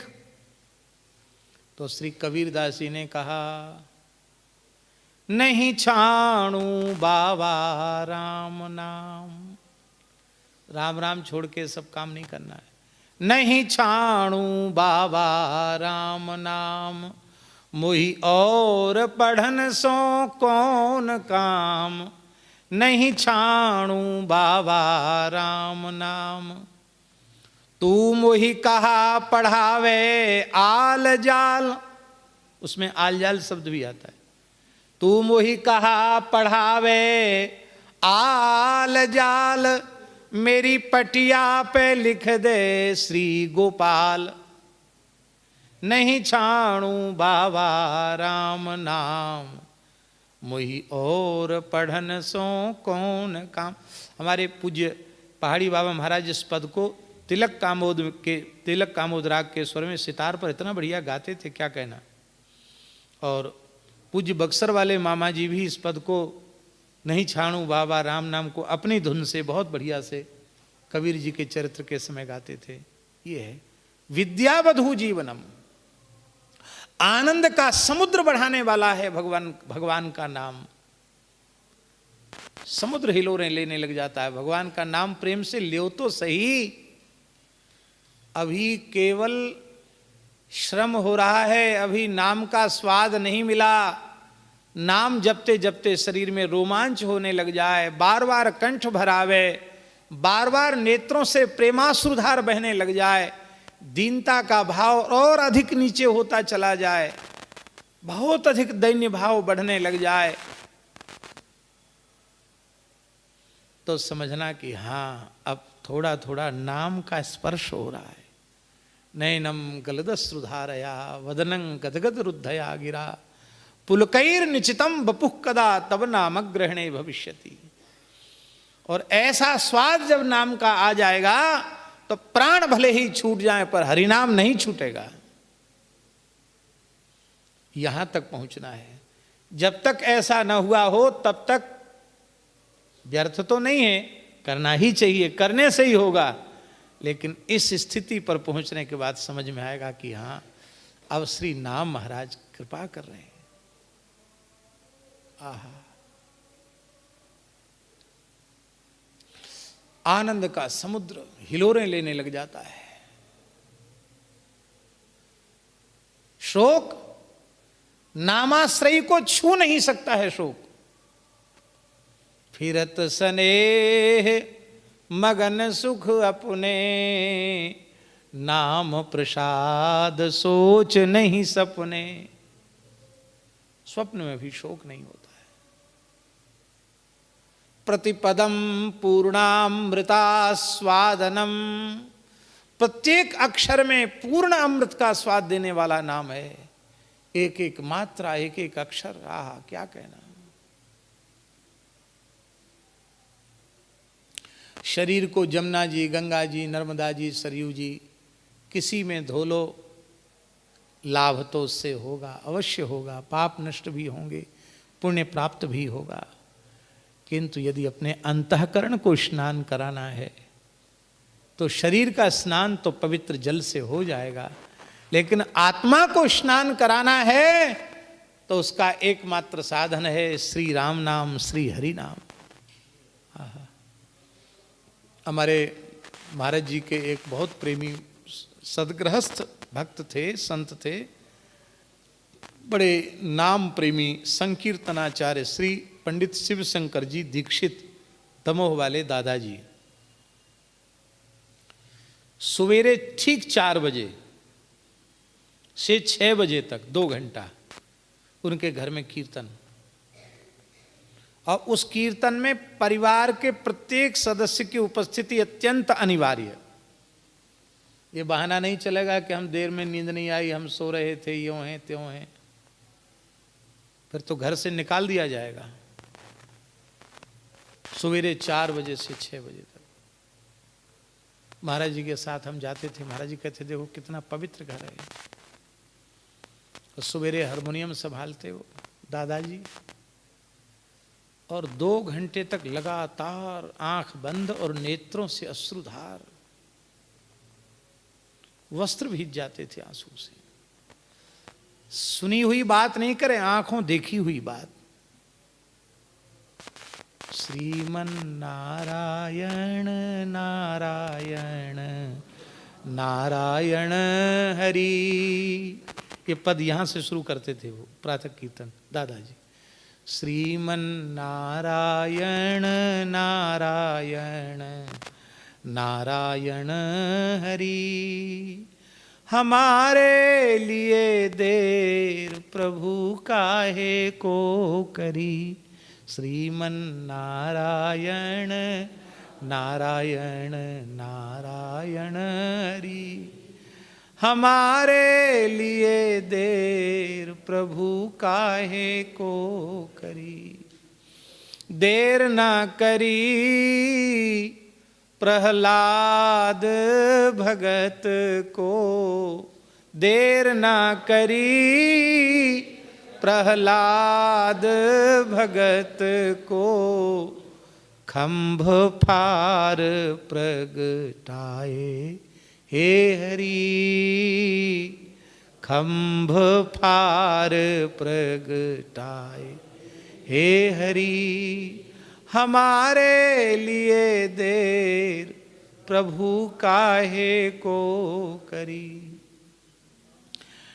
देर न करी प्रभु शबरी भगत को, देर न करी प्रभु रुचि रुचि भोग लगाए हे हरि, रुचि रुचि भोग लगाए हे हरि, हमारे लिए देर प्रभु काहे। महाराज ध्रुव जी, प्रहलाद जी, विभीषण जी, अम्बरीश जी, बलि जी, सबका नाम लेते। फिर पीपा जी, तुलसीदास जी, कबीरदास जी, सूरदास जी, मीराबाई, इनका नाम भी लेते थे। फिर कीर्तन होता था हरे राम राम राम हरे हरे। ये तो महाराज जी से बोले वो दादाजी, बोले महाराज जी अब हम लोग तो बस उठे और थोड़ा कुल्ला किए और किसी को इच्छा हुई तो लघु शंका वगैरह गए, बिना नहाए ही बैठ जाते हैं। तो कोई अनुचित तो नहीं, बहुत से लोग कहते बिना नहाए ही बैठ जाते हैं। महाराज जी हंसने लगे। महाराज जी बोले ठीक करते हैं आप लोग। क्यों?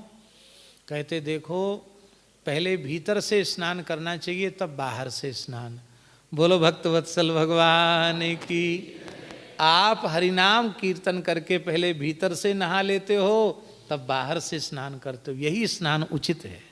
क्या कहा महाराज जी ने?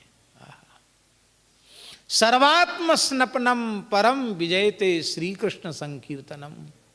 सबसे श्रेष्ठ है भगवान नाम संकीर्तन। क्या करें, हम लोगों की रुचि नहीं है। यहाँ मलुक पीठ में 2007 से अखंड हरिनाम संकीर्तन चल रहा है।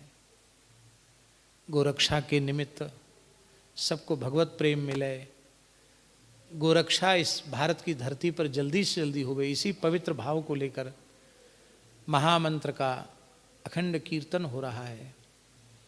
अब पहले पहले हमने नियमावली बनाई थी कि आश्रम का प्रत्येक व्यक्ति थोड़ी थोड़ी देर कीर्तन में बैठेगा, लेकिन बाद में फिर शिथिलता हुई, लोग नहीं बैठते, तो जैसी आराम जैसी भगवान की इच्छा। पर गौड़ीय संत लोग प्रेम से कीर्तन करते हैं। हमको बड़ा सुख मिलता क्योंकि हमारा आसन वहीं बगल में है, तो कान में नाम सुनाई पड़ता रहता है। मन में भी खूब होता है कि हम भी, कई बार मन होता है कि कीर्तन के बीच में ही अपनी कमरिया बिछा के सो जाएं, विश्राम करें तो कीर्तन के बीच में ही करें। पर अपने ही भाव की कमी या ऐसा ही समझ लो, नाम कीर्तन होने लग जाए तो कथा कहने का भी मन नहीं करता है। इतना अद्भुत है भगवान का नाम, क्या कहना। यहाँ श्री खपटिया बाबा जी के कृपा पात्र स्वामी जी ने कहा था, यहीं इसी मंच पर प्रवचन किया था उन्होंने, तो उन्होंने कहा कि लोग कहते अधिकस्य अधिकम फलम, अधिक का अधिक फल होता है। तो बूंदी के लड्डू में जितनी शक्कर डालनी आवश्यक है उसकी 10 गुनी डाल दो तो लड्डू बनेगा? बोलो। खीर में पाव भर चीनी डालने से काम चलेगा, मीठी हो जाए खीर, और उसमें 5 सेर चीनी डाल दो खीर में, तो खीर होगी वो चाशनी हो जाएगी। नमक लवण बिना बहु व्यंजन जैसे, और ज्यादा नमक डाल दो तो किस चीज में है अधिकस्य अधिकम फलम? न नमक में है, न मिर्च में है, न मिठाई में है, न खटाई में है। संसार की किसी भी चीज में ये बात लागू नहीं है अधिकस्य अधिकम फलम। यह तो केवल और केवल भगवान के भजन में लागू है, अधिकस्य अधिकम फलम। जितना करो उतना ज्यादा लाभ मिलेगा, निरंतर करते रहो। ऐसा भगवान के नाम का संकीर्तन, ऐसा नहीं कि कलयुग में ही, चहु जुग चहु श्रुति नाम प्रभाऊ, कलि विशेष नहीं आन उपाऊ। हमारे ब्रज के महान सिद्ध संत श्री चंद्रशेखर दास बाबा जी महाराज, उन्होंने एक बात इस दास को बताई। उन्होंने कहा कि नाम महिमा पढ़ने और सुनने में हमारी बहुत रुचि थी, तो तमाम ग्रंथ हमने इसीलिए पढ़े देखे कि नाम महिमा क्या। पर कहते 2 चौपाई तुलसीदास जी की पढ़ने के बाद हमने पढ़ना बंद कर दिया। क्या? बोले एक तो ये, कहते कलम तोड़ के लिखा तुलसीदास जी ने। क्या? एक तो चहु जुग चहु श्रुति नाम प्रभाऊ, कलि विशेष नहीं आन उपाऊ। दूसरा, कहूँ कहाँ लगी नाम बड़ाई, राम न सकहीं नाम गुण गाई। कहते बस ये 2 चौपाई पढ़ने के बाद हमने कहा अब पढ़ना नहीं है, अब खाली राम राम करना है।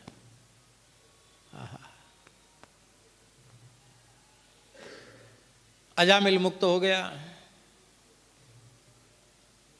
और जमराज ने जमदूतों को समझाया कि देखो अब तुमको जाना तो पड़ेगा, क्योंकि तुम्हारा काम ही यही है, मरने वालों को वहां लेके आओ, यहां लेके आओ।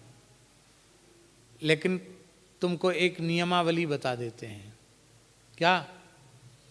जिह्वा न वक्ति भगवद गुण नामधेयम चेतश्च न स्मरति तच्चरणारविंदम कृष्णाय नो नमति यच्छिर एकदापि तानानयध्वमसतो कृत विष्णु कृत्यान। जिनकी जिह्वा भगवान के नाम का उच्चारण नहीं करती है, भगवान के गुणों का कीर्तन नहीं करती है,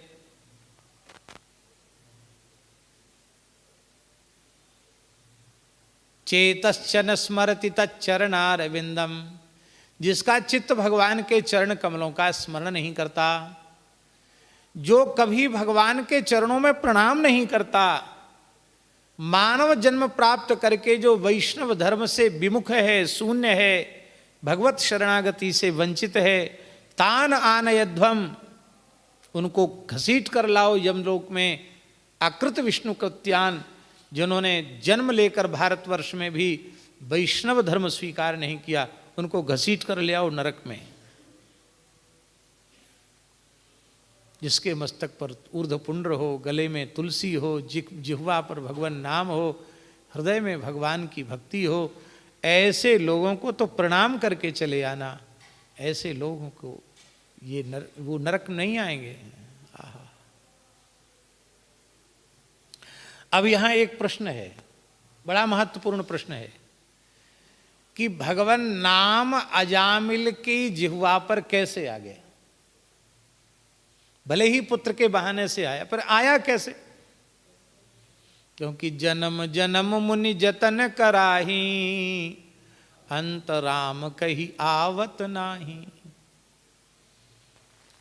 परम पूज्य श्री जगत गुरु शंकराचार्य गोवर्धन पीठाधीश्वर श्री पुरी शंकराचार्य परम पूज्य अनंत श्री संपन्न श्री स्वामी निश्चलानंद सरस्वती जी महाराज, उनके मुखारविंद से एक घटना हमने सुनी। एक बड़े धर्मनिष्ठ वैश्य थे, बड़े पवित्र आत्मा थे, त्रिकाल संध्या करने वाले, नल का पानी नहीं पीने वाले, और बिल्कुल करपात्री जी महाराज के विचारों का आदर करने वाले थे। बड़ा पवित्र जीवन, बहुत सनातन धर्म का एकदम श्रद्धापूर्वक पालन करने वाले। और जब वे मरणासन्न हो गए, ऊर्ध्व श्वास चलने लगी, और आप विचरण करते हुए, पूज्य श्री स्वामी निश्चलानंद जी विचरण करते हुए उसी घर में पहुंच गए। उनके बच्चों ने कहा, महाराज बाबूजी तो अंतिम श्वास ले रहे हैं, अभी तो होश में नहीं है। कुछ चिकित्सा की गई, थोड़ा कफ निकल गया, होश में आए तो पुत्रों ने कहा कि राम राम बोलो। क्या कहा? राम राम बोलो, मरने का समय राम राम बोलो। तो वे क्या बोलने लगे? Coca Cola, Coca Cola, Coca Cola, Coca Cola. Ram Ram नहीं निकला मुंह से, कोको कोला, कोको कोला। उस समय लोग जानते भी नहीं थे कि कोको कोला होती क्या चीज है। स्वयं तो बिचारों ने नल का भी जीवन में पानी नहीं पिया था, और मुंह से क्या निकलने लग गया? Coca Cola, Coca Cola, Coca Cola, Coca Cola. बोले ये क्या चीज होती? पुत्रों ने कहा, क्या कोको कोको कोला मंगावें क्या? अरे बोले नहीं नहीं, कोई दुष्प्रारब्ध आ गया है, घर में शालिग्राम भगवान हो और गंगा जल हो तो तुरंत गंगा जल से शालिग्राम को स्नान करा के गंगा जल, चरणामृत, तुलसी दल इनके मुख में दो। जैसे ही मुख में दिया गया, महाराज वो अशुद्ध शब्द निकलना बंद हो गया, और राम राम बोलकर उन्होंने अपने प्राणों का त्याग किया। ये तो संत पहुंच गए इसलिए मुंह से राम राम निकल गया, नहीं तो क्या होता? ये इसलिए श्री जीव गोस्वामी जी महाराज ने अजामिलोपाख्यान के प्रकरण की टीका में एक बड़ी महत्वपूर्ण बात कही है। वे कहते, निरपराध चित्तानाम देहांत काले भगवत स्मृतिर्भवति। जिनके चित्त में भी हरि गुरु संतों के प्रति अपराध नहीं बनता, वे मरते समय भगवान के नाम का स्मरण कर पाते हैं। और हरि गुरु संतों का जो खूब अपमान करते हैं, वो चाहे जो कुछ कर लो, फिर उनका आखिरी समय में भजन उनका काम नहीं आएगा, नाम नहीं ले पाएंगे। इसने तो कोई अच्छा काम किया ही नहीं था, इसको कैसे नाम आ गया। तो हम केवल इसी चर्चा को कर रहे थे कि ठाकुर जी की कृपा संतों के कंधे पर चढ़ के पहुंचती है। तो उन संतों ने यह संकल्प किया था कि हम इसलिए इसके 10वें पुत्र का नाम नारायण रख रहे हैं कि और कुछ नहीं तो कम से कम मरते समय इसके मुंह से नारायण नाम निकले। ये संतों ने संकल्प कर लिया था। संतों की कृपा के माध्यम से उस अजामिल के मुख से भी नाम निकल गया। और अजामिलोप्यगात धामो किम पुनः श्रद्धया गृणन, अजामिल जैसा पापी भगवान के धाम को चला गया, फिर कौन ऐसा है जो श्रद्धा पूर्वक भगवान के नाम का उच्चारण करे और उसका कल्याण न होवे।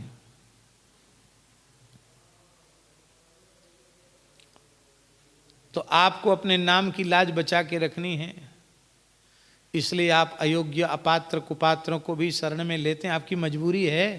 हाँ, आप नाम की साख कैसे गिरने दोगे आप। अजामिल का उद्धार भी इसलिए आपने कर दिया। और गिना रहे हैं, बोले एक मगर ने एक हाथी का पैर पकड़ लिया और वो हाथी बेचारा पहले तो बहुत प्रयत्न किया उसने कि हम इस विपत्ति से अपने आप को मुक्त करा सकें, लड़ा उसने, संघर्ष किया, लेकिन वो मुक्त नहीं हो पाया। उसके संगी साथी कुटुंबी हाथियों ने भी सहयोग किया, पर उन्होंने भी समझ लिया कि अब ये इस ग्राह के चंगुल से छूटने वाला नहीं है। वो एक एक करके सब चले गए। बहुत लंबे समय तक, 1000 वर्ष तक ये लड़ता रहा महाराज। वो सतयुग की बात है। अंत में ग्राह का बल तो बढ़ रहा था और गजेंद्र का बल क्षीण हो रहा था हाथी का, क्योंकि ग्राह एक तो जल का प्राणी था और हाथी का खून पी रहा था, और ये जल का थल का जीव है, इसको कुछ आहार भी वहाँ नहीं मिल रहा था, इसलिए वो निरंतर उसकी शक्ति कम हो रही थी। अंत में इस गजेंद्र ने ये समझ लिया कि अब हमारे अपने बल से हमारी रक्षा संभव नहीं है।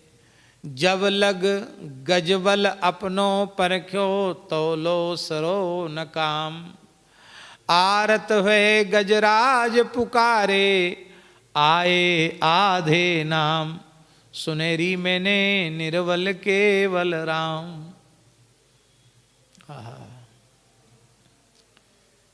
हाथी के हृदय माझ आधो हरि नाम सोए, गरे जोल आयो गरुड़ेश तोलो आ गयो, पंकज से पायन पयादे पलंग छाड़ी, पांवरी बिसार प्रभु ऐसी परिपा गयो। ये काले खां की रचना है। हाथी के हृदय माझ आधो हरि नाम सोए, गरे जोल आयो गरुड़ेश तोलो आ गयो। सूरदास जी के शब्दों में, नाक कान डूबन लागे कृष्ण को पुकारे,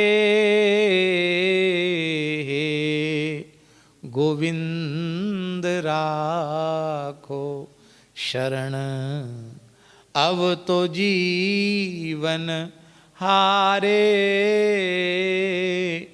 हे गोविंद राखो शरण। भगवान ने रक्षा कर ली।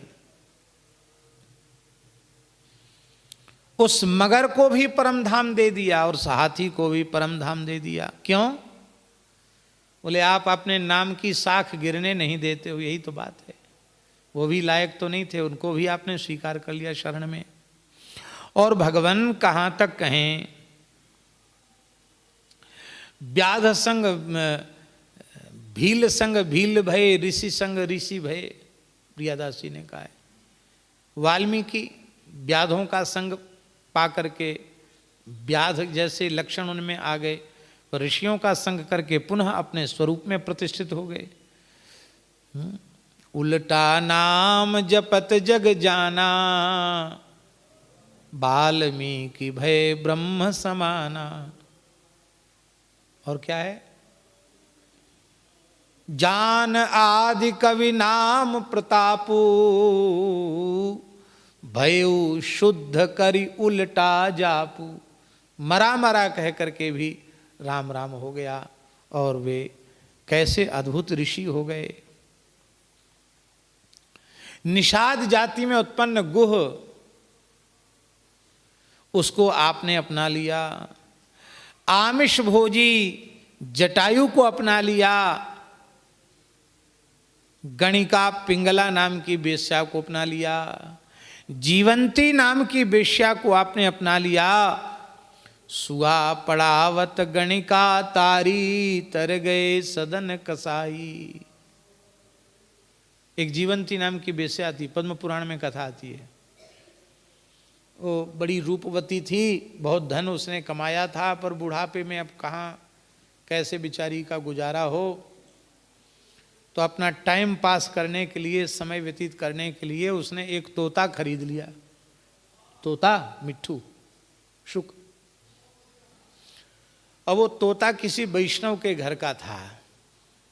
उस वैष्णव के घर में निरंतर कथा कीर्तन होता था, तो तोता को कीर्तन करने का अभ्यास हो गया था।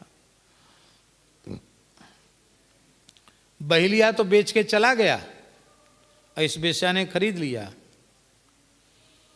अब महाराज वो वेश्या कहती, मिट्ठू कुछ बोलो। मिट्ठू कहता, बाई जी राम राम, सीताराम सीताराम। अरे मिट्ठू तेरी हजार बरस तू जिए, तेरी उम्र बढ़े। वाह बहुत मीठा बोलता, राम राम मिट्ठू सीताराम। फिर थोड़ी देर बोलती, मिट्ठू चुप क्यों हो, कुछ बोलो। कहता, बाई जी राधे श्याम श्यामा श्याम। अरे वाह बहुत बढ़िया बोलता है, राधे श्याम श्यामा श्याम। फिर कभी कहती, मिट्ठू बस इतना ही याद है, सीताराम राधे श्याम, और कुछ भी बोलता, बोल कुछ बोल। नारायण नारायण नारायण नारायण नारायण नारायण। वाह बहुत मीठा बोलता है। ऐसे ही प्रेम से वो कीर्तन करती थी। धीरे धीरे पाप नष्ट होने लगे। वेश्या के मरने का समय आया और तोता और वेश्या में इतना प्रेम हो गया था कि तोता भी समझ गया कि पता नहीं फिर पिंजरे से निकल के किसके हाथ बिकूंगा, कहाँ जाऊंगा। इतना प्रेम ये मुझसे करती है, ये मर रही है तो मैं भी मर जाऊंगा। तोता ने भी निश्चय कर लिया कि मैं मर ही जाऊंगा। अब वेश्या बेचारी पड़ी थी, उसका तोता में बड़ा प्रेम था। तोता की ओर देखी, बोली, मिट्ठू बेटा मैं मर रही हूं, अब तो आखिरी में कुछ बोल। मिट्ठू बोला, बाई जी राम राम। वेश्या बोली, बेटा राम राम। और दोनों ही मर गए।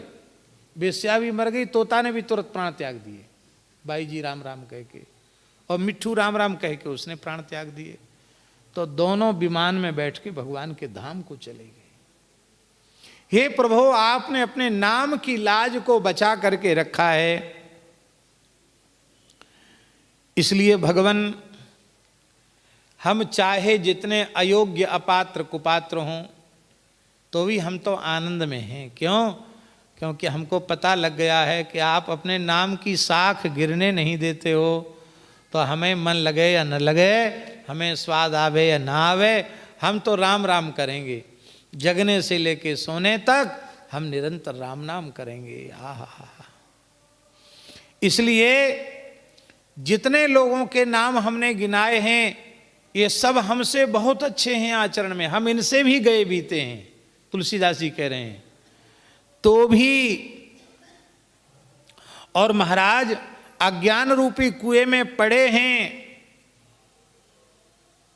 दुख भोग रहे हैं, पर इस भवकूप से हम निकलेंगे। क्यों? क्योंकि हमें आपके नाम की महिमा का पता चल गया है। हे भगवान, अब हमें और कुछ मत दीजिए, अपने नाम में प्रेम दीजिए, जिससे मैं इस भवकूप से बाहर निकल आऊं, इस दुख रूपी कुएं से बाहर निकल आऊं।